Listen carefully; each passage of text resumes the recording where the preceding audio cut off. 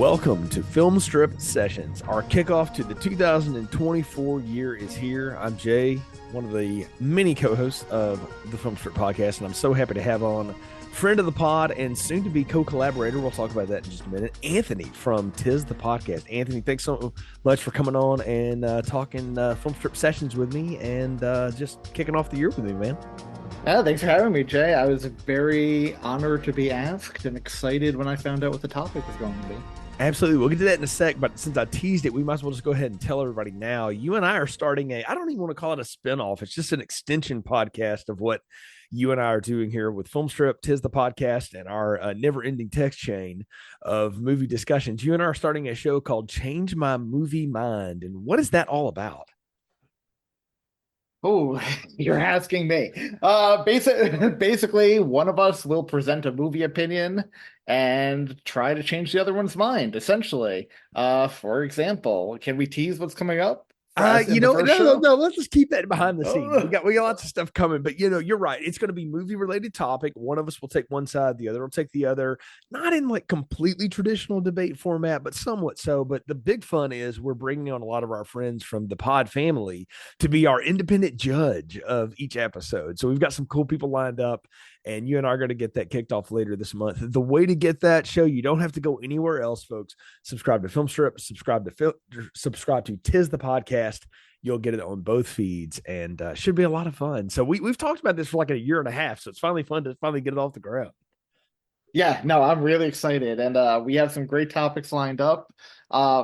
And another topic just came up out of the blue on Twitter the other day, or X, and yeah, we're gonna have some fun arguing. Yes, yeah, it's all in good fun, but it should be a good time. But anyway, Film Strip Sessions, for those that maybe are new to our show, we used to do a quarterly, monthly, depending on the year, of a show that was just not built around like reviewing a specific movie, but talking about like a movie related topic or entertainment related topic. And it's something I wanted to resurrect this year to have maybe quarterly, maybe more often, depending on when it hits. But Anthony and I have been talking about a lot of stuff coming up in 2024. So I thought it might be a great way to start the year to talk about movies we're excited about for 2024. And we have not shared lists. We don't know what each other is going to say.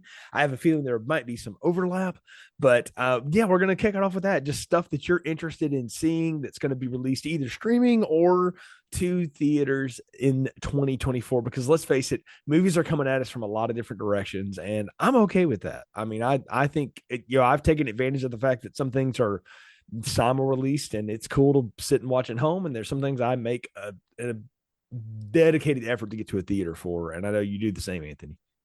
Absolutely. 24 is going to be interesting as well because the strike lasted so long last year. We're not going to have as many releases as the previous few years. Yeah it's going to be different. And you were starting a side thing too related to movies that are coming out as well. Tell people about that. Yeah, it's going to be called Caruso's Critics Corner. I see so many movies in theaters, especially thanks to AMC's Stubs Premiere A-list thing, which honestly, if you're a movie buff, it's the best $25 you'll spend a month. That I'm going to start a YouTube channel just reacting to all these movies and trailers as they come out this year. I am excited for that as well, man. We'll link that in the podcast notes here for everybody. But I'm pumped to watch that as well, because as someone who doesn't live near an AMC theater anymore right now, I miss that. And if I ever move back near one, I will be rejoining Stubs, because I don't have one within 40 miles of me at this point. So. If you want an idea how many movies I see per year, Stubs just did their year in review email. I saw 67 in theaters last year. That's not counting everything all the new stuff streaming. So yeah, and this isn't news for anybody that listens to the show, but you're in New York, so $25 a month is a deal to see that many a year. Yeah, I mean, you get like a ticket that's worth 3 movies per week, so 12 movies a month. You see 2 movies a month, it pays for itself. So. Yeah, completely. Well, Anthony, let's go ahead and start with it, man. I'll kick it to you first. Movie that is coming out this coming year that you are excited to see. Okay, I'm gonna start this off by saying a movie I was very excited to see already came out earlier this month. Okay. And that was Blumhouse's Night Swim. Oh, yes. And what a dud that was. And I'll leave it at that because I Oh, don't want to spoil it for your listeners, but huge disappointment. I believe I gave it 1.5 stars on Letterboxd, and I said, "This is a horror movie. People who don't watch horror movies think all horror movies are."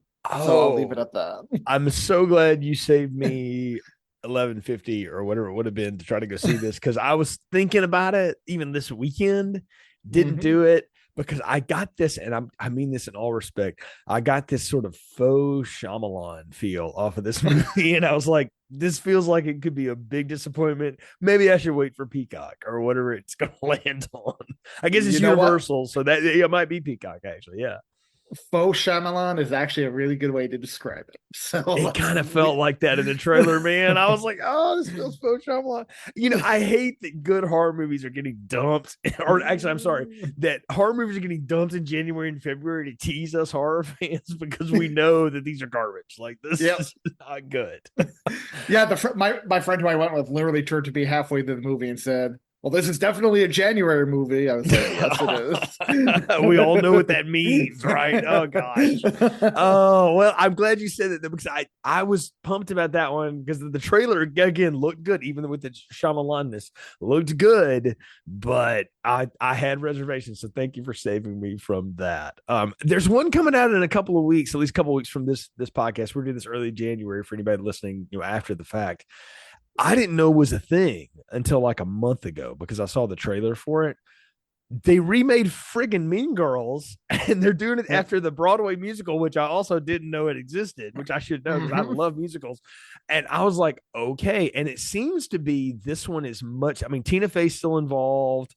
And I'm like, this seems to be much more focused on the Regina character than Yes. the Katie character, which I'm okay with because the Renee Rapp girl that plays Regina, I think, was in the Broadway version of it. And just watching it, like you watch the trailer and you're like, oh, they remade Mean Girls for like the 21st century. Okay, that'll be interesting because I'm not of the generation that Mean Girls was like a seminal thing for.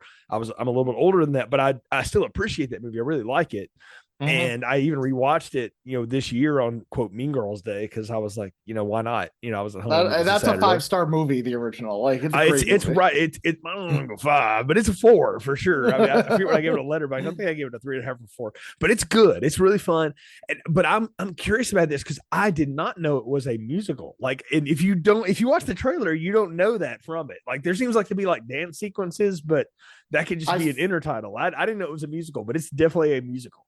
I find it so interesting that movies aren't marketed as musicals anymore. Wonka wasn't end of Yeah. last year. I'll be curious to see if Joker 2 or Wicked are later this year. I think Wicked has to be like you have It to know has what to that it has to is. be with Ariana Yeah. Grande, but Yeah. I mean, you know what I that is, but but I just find it so bizarre. I mean, mm-hmm. I'm a huge musical fan, so maybe I'm Yep. biased, but just show us in the trailer. Same, but I'm excited to see what Renee Rapp does as Regina George and what becomes of this thing. I will definitely go see that one. That will be one of those that I want to catch in theaters as well. So, I uh, have my tickets with Sarah to see it the 12th, Friday night, very subsequent Friday nice, night. very nice. Yeah, I'll have to catch it after it premieres. I've got the work stuff going on early here, but I will definitely catch it when it comes to town.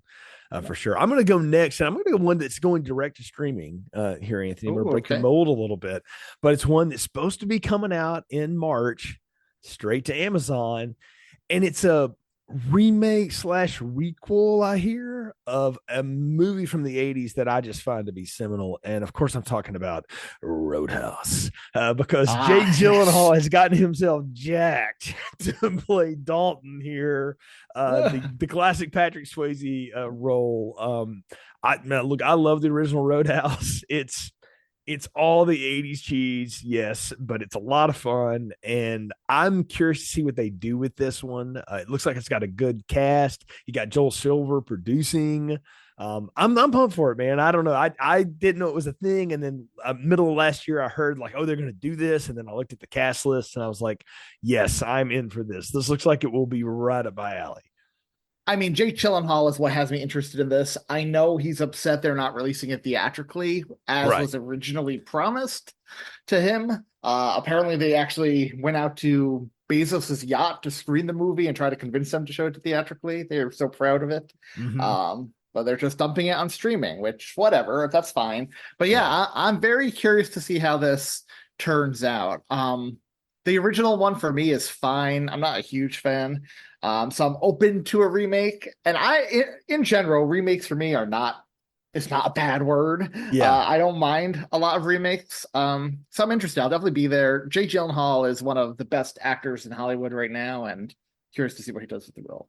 Yeah, I agree with that. He always brings something interesting to a role, and so to see him step into this, I'm curious about. I watched Ambulance last year, the Michael Bay movie that dropped to Peacock or whatever, and Mhm. that's a really good. I mean, one, it's just a good action movie, but it's also got a lot of heart to it, and he's really Yes, good in it. So, yes, it does. Despite Michael Bay being at the helm, it was a good movie. in spite of himself, Bay can make good movies. People, I promise you, he really can. So, all right, Anthony, what's next on your list?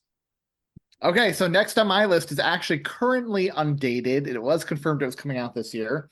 It is A24's Ty West directed Maxine, Ooh. the trilogy capper to Pearl and X. Both movies came out of nowhere. X came out of nowhere for me. I saw that without even seeing a trailer, and I fell in love with that movie. Pearl was just as great, and I'm excited to see how he wraps up this trilogy. Mia Goth is this girl is in my mind has cemented herself already as a horror icon, and I'm excited to see what she does in Hollywood overall. This girl has a lot of range and talent, and I'm excited to see her play to take the character of Maxine into the 80s. I'm excited to see what the events of X with Pearl did to her psyche going forward. And if you look at the cast they added, I mean Elizabeth Debicki, who just won a Golden Globe, Michelle Monaghan, Bobby Cannavale, Lily Collins, Giancarlo Esposito, Kevin Bacon. Like, come on, that's a stacked cast for a film set on the 80s porno scene, and I'm here for it. Right? Uh, Yeah. I'm with you. I loved X. I found out about it like everybody else did after the buzz, and I finally saw it. And then you wouldn't stop talking about Pearl. So I finally went ahead and watched, and I was like, oh, I get it now. I've loved Ty West stuff though since like House of the Devil and mhm. Innkeepers. I even think Innkeepers is still pretty good, but House of the Devil's a great one. You can go listen to the archives. Ron and I did it years ago. But I watched that like every October or so. Like it's just a good like rewatch movie. But I think Ty West works so good in I hate this. This is kind of weird to say, like modern period pieces. In other words, he's doing the 70s and the 80s, but Right. it's not the Yep. Rob Zombie 70s. It's the kind of the more Brady Bunch 70s, and then the 80s and the early 90s. I'm pumped for this one too, man. That's a great pull because I had forgotten that was coming out, and I'm curious to see when they drop it. I think they're trying to see when some of the other big ones are coming, but I'll be honest with you, I think Maxine's got an audience, man. Put that puppy out early October. Let's have that in Halloween season. Well, let's see. So X came out, I think, in March, and then they released Pearl, I think, I want to say it was August or September. So yeah, I would like this one to come out later in the year, Yeah. especially because, again, due to the strikes, I think the back end of the year is going to be pretty empty. Yeah. So Definitely looks like it. No, I agree. So, well, all right, Anthony, what's your next one up on the list? so in no particular order, I have a lot of sequels on my list. Let's go Beetlejuice 2. Tim Burton and Michael Keaton's Beetlejuice 2. After 3 decades almost. Yeah. It's finally happening, and it's not the Beetlejuice goes to Hawaii plotline, as far as we Thank know. God.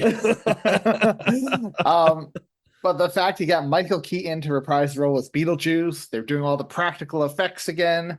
Winona Ryder is coming back as Lydia Deetz. Catherine O'Hara is coming back. Jenna Ortega is being added as Lydia's daughter. And then you throw in Willem Dafoe as a ghost detective. Like, this movie is going to be a hell of a lot of fun. I'm excited to see the ghost of the most again.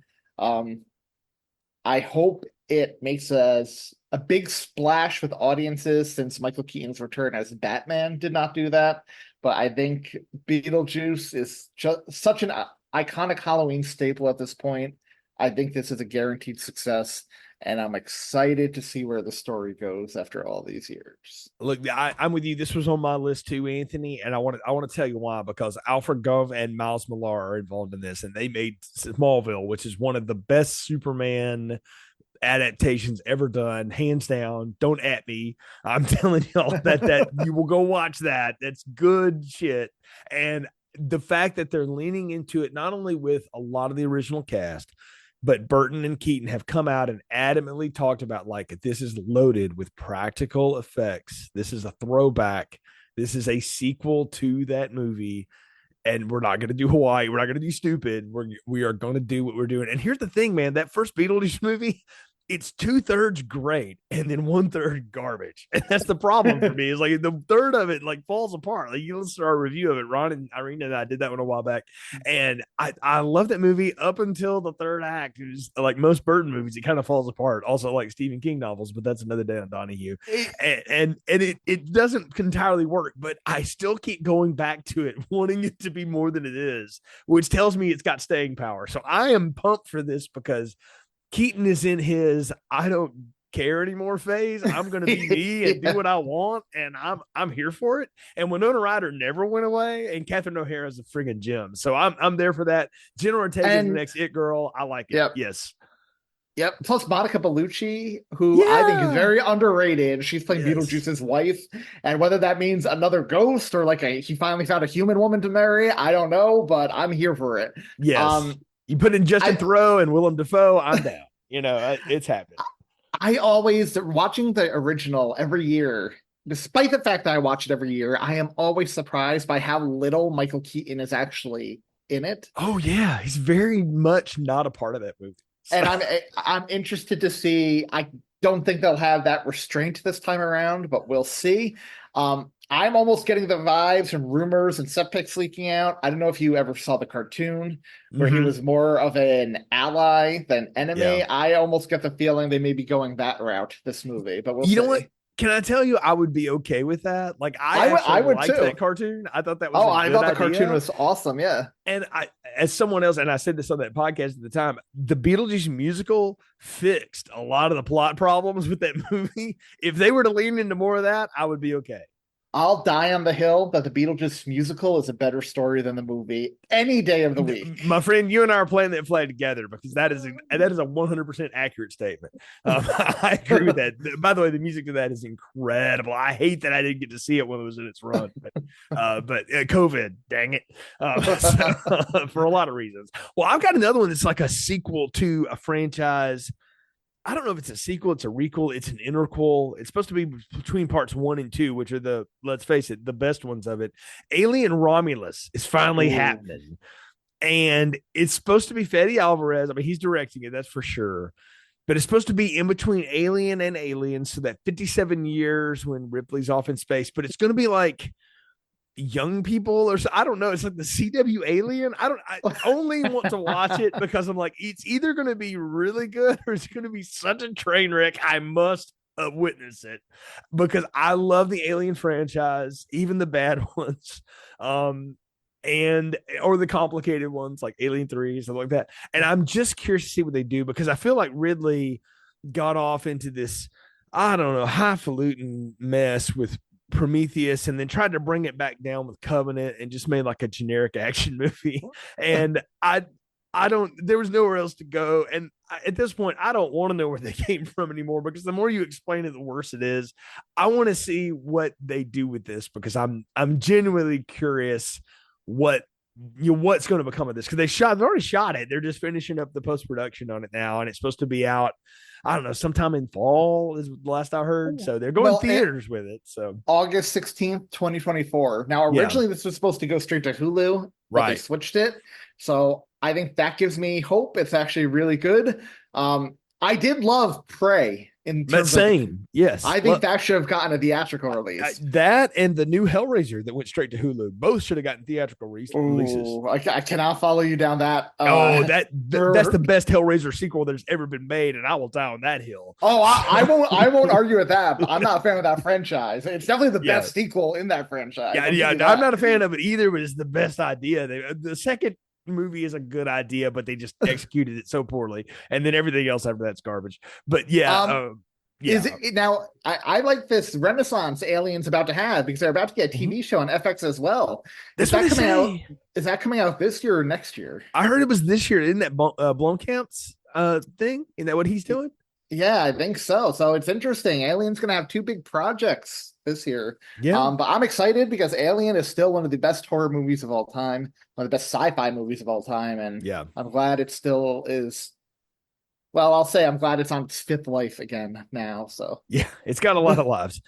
I'm pumped about this next one because it's a comedy drama caper. Anytime you say the word movie caper, I'm in. And then you add the words Coen brother to it because it's Ethan Coen's movie. Yeah. Drive Away Dolls looks like it's going to be a good. This is a February release coming up. Mm-hmm. Margaret Qualley's in it. I love her. I think she's a really upcoming actor. Beanie Feldstein's in it. Matt Damon's got a small role in it, which I love. Matt Damon just basically playing Matt Damon now these days. Pedro Pascal's in it. I'm excited about this because they've pitched it. Coen and his wife have pitched this around for a while, and finally they're doing it. He and his brother have decided to go not separate ways. They're just going to work separately now, do different things. And I'm curious to see what Ethan's first standalone is here because I like his work and I'm curious to see this movie. I really think it'll be fun. Yeah, I agree. I saw the trailer for this not too long ago and I was like, this is definitely going to be a theater experience for me. Love the Coen brothers. Mm-hmm. The cast is great. I think it's going to be another home run from them. I mean, I have full confidence in them. They've had such a filmography, like really, and then the work that spun off of it and stuff. Like it's hard to not think it'll be good, but I'm curious for that one. I'm pumped to see it. All right, what's next on your list, Nathan? Next on my list is the sequel to Todd Phillips' billion-dollar hit from a few years ago, Joker: Folie à Deux, bringing back Joaquin Phoenix as Arthur Fleck / the Joker, and introducing Lady Gaga as Dr. Harley Quinzel / Harley Quinn. Add in the fact that it is a musical, and I'm here for it. Joaquin obviously won the Oscar for the Joker. Well deserved. The fact you're bringing Lady Gaga in and it's going to be a full-on musical, I think that's weird enough to work. And I don't think Joaquin's one of these actors who I don't think would have come back unless it's an interesting enough script to be worth his time. So I'm very excited to see what's in it that got him to sign on again. I've long said on a bunch of different podcasts, I think the Joker is now more popular than Batman or any superhero out there.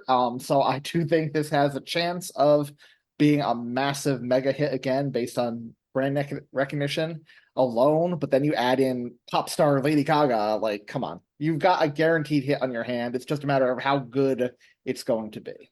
You've either got a guaranteed hit or you have an incredible flop waiting to happen. Like it could be a fall I do of like hubris. It's like, oh, there's no way we can do this wrong until we do. So look, that first Joker movie is brilliant. I didn't love it, but it was because I went in not knowing really what I was getting. And once I realized, I was like, oh, this movie is not going to be what I thought it was. I took it for what it was. I said, if this was just a movie that wasn't called Joker, it would be one of the most brilliant dramas I've seen in years. It's a sad one, but the fact that it's got all that baggage to it, kind of for me. So I'm curious about this one. It's one of those few where I'm going to wait to see what reaction is, not X Twitter reaction, because that's stupidness, but like what the actual like audience reaction on like Metacritic is and stuff like that. Like, do people and really look, I'm going to watch your Twitter feed and go like, is Anthony railing on this or does he think it's good? And then I'm going to go and see it. So I'm going to let you bite the bullet on that one, my friend, and see if it's good. Yeah, and I just want to point out some other members of the cast. Brendan Gleeson joined this time, Catherine Keener. So yeah. I'm excited. Yep. Like you said, it's either going to be a massive hit or a dumpster fire. But I'm hopeful it's going to be a hit. And sorry. No. I was going to say, if I could pivot to my next movie, because it's kind of related. Go for it. Let's stick with the clowns. You've heard it on this show, folks. I'm a huge Art the Clown fan, and he is coming back this year in Damien Leone's Terrifier 3, which is picking up right where Terrifier 2 left off. And we are following Art as he terrorizes the citizens of Miles County on Christmas Eve. So not only do I get my man Art the Clown back, but it's a Christmas movie to boot. And I am here for it. I'm on record as saying I think he is one of the great slashers of all time, that he far supersedes the material he's given as a character. Terrifier 2 is better than Terrifier 1, which is better than All Hallows Eve. So I'm hoping Terrifier 3, Damien Leone, knocks it out of the park and gives Art a story worthy of the character. On top of that, I'm just really excited to see Lauren Lavera return as Sienna Shaw again, because she's a great final girl. So. Oh no, she is an incredible person, and the fact that they're bringing her back, just please do not make Art like her dad or some nonsense. Oh man, we talked about that. Like if they do that, I'm gonna get mad. I was terrified they were going that way in Terrifier 2, and I was glad that was not a reveal in that movie. I am hopeful, like you, it's not a reveal in this one either. Lauren Lavera is one of my favorite modern horror final girls, female heroines or whatever. She's way better than either of the Carpenter sisters in the latest Scream franchises, and I'll die on that hill. And I like her. I think she's got so much gravitas, and I'm curious to see what she does career-wise, but I'm pumped that she's coming back for this. And I'm with you. I want to see Terrifier 3 now too, because you've gotten me interested in this. I'm Terrifier curious, Anthony. I am so that makes me so happy, Jay. Yes, I want to know. And I am eagerly anticipating my invite to talk this movie and the sequel as we get closer to October. Yeah, for anyone that listened to last October, we won't trick Anthony this time. We'll actually just do the show. But I invite all of you to go back and check that out if you want to. I got to talk about one, though, that's coming out in late March. That's also a sequel to a very successful franchise, and one that the first time I saw the last iteration of it, I was like, I don't know if this is any good. And then I watched it again. I was like, no, it's actually really good. I'm pumped for a Ghostbusters Frozen Empire, because on rewatch, Afterlife is so much fun and it's so good. And I think I had to get over in my head that the best Ghostbusters sequel is actually the video game Ghostbusters. Oh, that video game is awesome. It's a great game. It's a great story. Too bad they'll never make it because it's done. But Dan's involved in this. Aykroyd's involved in this again. Of course, Jason Reitman's involved. You've got Gil Cannon taking over the directing, and he's also co-writing in this. And you've got all the cast from the last one that worked. You've got McKenna Grace, Carrie Coon, Finn Wolford, Paul Rudd, but they're also bringing in Bill, Dan, Ernie Hudson, Annie Potts, and they're not just cameoing. They're actually going to be like full characters in this movie.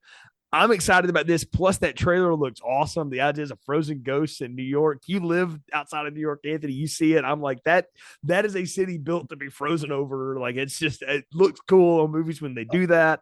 And I'm pumped for Frozen Empire. What also has me excited, I was a huge fan of the Ghostbusters animated TV show. Yes. And this premise looks like it could have been an episode of the animated TV show. So if they take more inspiration from the TV show, I'm all for that. Like, give that to me. It looks good. Slimer has started appearing on posters, so I'm glad they're bringing Slimer back. Yep. I'm all in on this. This will be an opening night viewing for me. We teased it early, and I'm going to say now, I'm mad that they're making it in 2 parts, but I understand why, because it is a dense book, movie, musical. Wicked Part 1 coming out late November. Dude, Wicked is one of those shows that I didn't get to see it in New York. The touring stuff is all I've ever seen. But that soundtrack, like if I have a long road trip coming, man, I just throw that on because it's going to take up time. And it's one of the few Broadway musicals where I feel like if you listen to the soundtrack, you get the story, but there's like a whole other 2 hours that you don't get that are a part of it. You're like, Dear Evan Hansen, if you listen to that soundtrack, you pretty well got it. Like there's not a ton of integral dialogue in between it. Whereas Wicked has like a whole other show. Then it has all these songs. And Uh, I am blown away. But the cast looks awesome. Everyone involved in this looks like they're really down for it. Again, I mean, Jeff Goldblum as the wizard. Come right, on, it's perfect. It's perfect. I love the casting of this because you can't get the original Broadway cast at this point. They've aged away from it, which is fine. I don't want them to do it. I'm pumped for this, and I have a feeling they haven't said it. If they're going to break this, it's going to end at Defying Gravity, and then we're going to 100%. I mean, yeah, that's where the show breaks. I mean, it Yep. makes sense. I'm pumped for this. Like that they've already got this shot and they're still shooting, now into the end of the year. I'm pumped for this, man, and I want it to be good. Please let it be good. I hate that I'm gonna have to wait a year between parts. I wish if we were gonna do this part 1, part 2 mess, we do what Twilight gave us and do one, and then like in the spring, here's the new one. Like we're not gonna make you wait, But I wish they had done that with this, but I get why they're gonna stretch it out. I'm so glad you brought this one up. This was going to be the next one I brought up as well. Wicked is my favorite musical ever. I've seen this multiple times on Broadway, including with the original cast. And this is one of those musicals that that's been in development hell for years to become a movie. So when they finally announced a director and the cast, Elphaba and Galinda, I'm like, oh, wow, it's actually getting some traction. But I'm still not convinced it's coming out.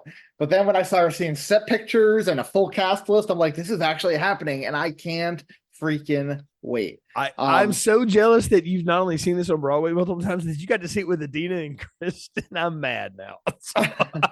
I've only seen YouTube bootlegs of that, and it looked awesome. So I mean, it was as magical as you'd expect it to be. Yeah. Like you said, the cast is great. I even think Ariana Grande is going to surprise a lot of people as Glinda. Yeah. Yeah, I'm with you. I really hope it's good. I think it's going to be good, and I think I'm going to be really pissed when it ends. I'm going to have to wait a full year for part 2. Right. Yeah. I'm going to hold for this.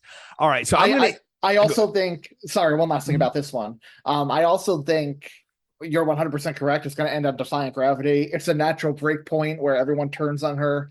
It has to end that way.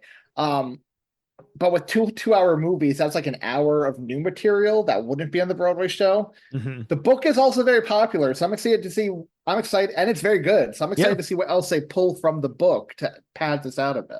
Yeah, I would tell people, like, if you're a fan of Wicked the musical and stuff like that, and you haven't read, I'm not talking about the Broadway the book, I mean like the actual book that got written for it that started the whole thing. Read the book. It's a different experience. It's not entirely different, but there's a lot going on in that book that they didn't put on the stage. It's a darker experience. Yes, sure. It is. So as tends to be in the written word, by the way. This is like a real dark. I'm going to take a moment here on Film Strip, by the way, and make a book recommendation to the world, by the way, because we just talked about dark books and it just hits me. Daniel Kraus wrote a book in 2023 that I did over the holidays. I spent some time with. It's called Whalefall. And Anthony, I've got to tell you, whether you read it or you do audiobook of it, it's one of the most intense experiences that I've had with literature in a long time. It's about it's about a diver who, through circumstances that are not entirely far-fetched, gets swallowed by a sperm whale. And the entire book is, each chapter is broken down to flashbacks in his life and how much PSI he's got left in his air tank to survive. And it is, and it wastes no time getting you to that whale. It is good. It's beyond good, but it's also like, even beyond like the action and the horror of that, there's also like a deep, like, family drama at the center of it. It's so good. If they make it into, I don't know how they're going to make it into a movie. I think it's already been optioned. I'd be really curious to see who gets a hold of it and does it. But oh man, it's right. But Whalefall is a side recommend for something that came out last year to everybody. But whether you do audiobooks or you do books, I recommend Whalefall. Adding it to my list, that sounds claustrophobic and terrifying, just hearing the premise. It is all of that and more. I'm going to end my list with one. We could go on for hours with this, but I'm going to do one that's going to come out next Christmas Day. I think me and you, this is the one I was going to end on too, so I think we're right on the same page. Robert Eggers, Bill Skarsgård, Nosferatu. Oh yeah. I love the original Murnau Nosferatu. I think it's one of the scariest things I've ever watched, and it has no dialogue in it. If you haven't watched it, people, you owe it to yourself to do it. It's basically free on the internet these days.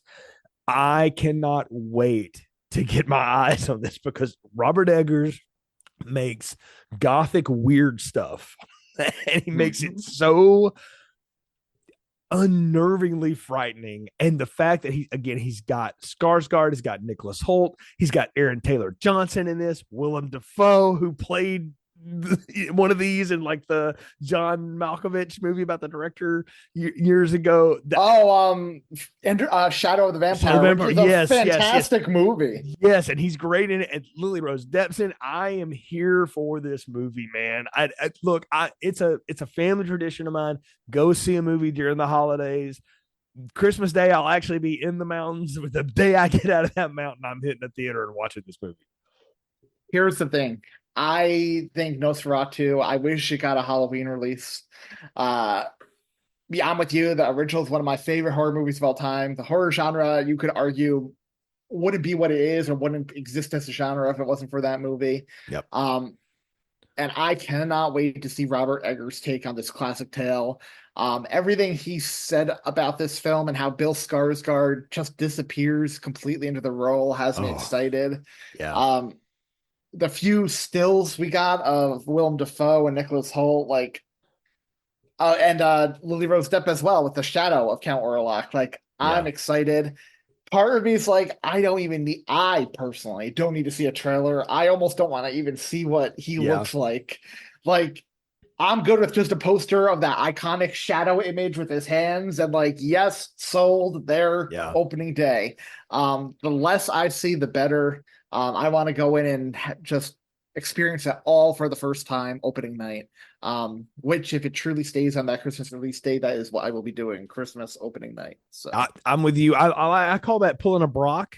Shout out to my friend Brock from Now Playing Podcast fame and things like that. He goes in as cold as possible on a movie when he's going to review one or just something he really wants to see. And I have blocked all the words on my social media. When the trailer comes out, don't send it to me. I don't want to know. I'm already there. I'm going to see this. I just want to experience this for what it is, because I'm with you, man. I'm already into the idea. I just need to see how they're going to do it now, and they've handed it to exactly the right people.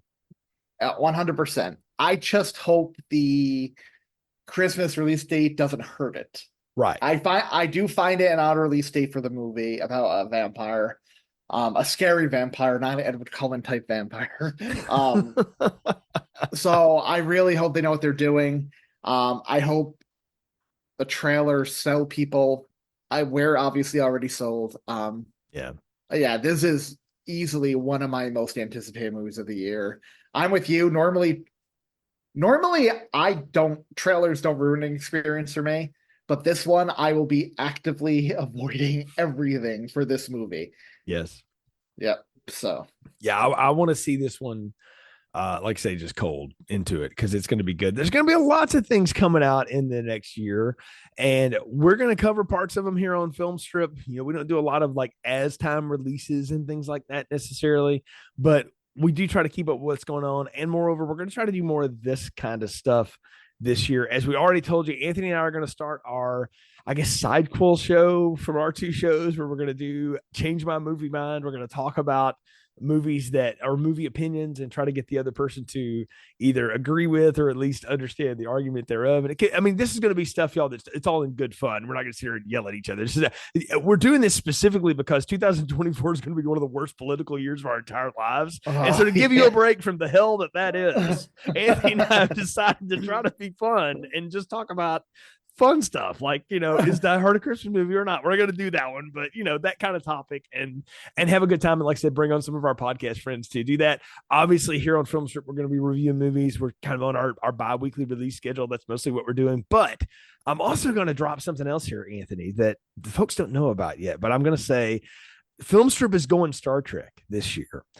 every month and twice in 1 month, I'm going to have on my friend Nate, who did Days of Thunder with me way back in the year. Big, I mean, the biggest Star Trek fan I know. He and I are going to review the entire Star Trek cinematic universe this year. And starting with Star Trek, the motion picture, that'll come out later here in January. So I'm pumped for those because I'm not a Trekkie. I scantily watched the original series in syndication growing up, watched a lot of the movies, not all of them, didn't watch really any of the Next Generation, just was kind of aware of it, but I've seen a lot of the movies. And of course, Nate, again, the big Star Trek fan. So we're going to be doing those here on Film Strip. And then, goodness, man, the stuff y'all put out on Tis the Podcast, like, is just enormous. The catalog you've got going, and even with your Patreon stuff, which is one of the best Patreons to follow. So tell people what 2024's got in store for the TTP fan. Lots of good stuff. We're going to have Jay on to discuss Buffy's Christmas episode. We're going to do our annual month of Halloween in October, which I'm sure Jay will come back for. I know Lindsay and Ron will be on again. Last year, one of our most highly downloaded episode ever was this enormous horror bracket I did with Ron and Lindsay, Yes. Matt Spalding and Kendall Foray. And I have a 2024 one in mind. So hopefully we might be able to get Jay to come on this one this year as well. We'll see if he agrees. But yeah, tons of Christmas stuff, TV shows, movies, bunch of new stuff coming up. So yeah, check us out. linktree.com/podcast. Absolutely. All that will be linked in the podcast description here of this episode. So, Anthony, thanks again for coming on the kickoff episode of 2024 here on Film Strip Sessions. Really appreciate you. And thanks so much for chopping up talking movies with us here. Yeah, thank you. I had a blast, as always. Folks, thanks for listening to this podcast. Of course, you can find this podcast everywhere podcasts are found. Just go to filmstrippodcast.com. That's going to take you to all of our distribution links. Please share the show on your social media and tag us at FilmstripPod on the social media of your choice. We appreciate your support. We've been going for, 14 years strong now. So big back catalog in there and more to come, as you can hear. Always a lot of fun to interact with y'all here on the internet. So let us know what you think about the show, and we appreciate your support. So for my co-hosts, Ron and Lindsay, for my friend Anthony, and for all of you out there in the pod family and pod world, welcome to 2024, and we'll talk to you again soon.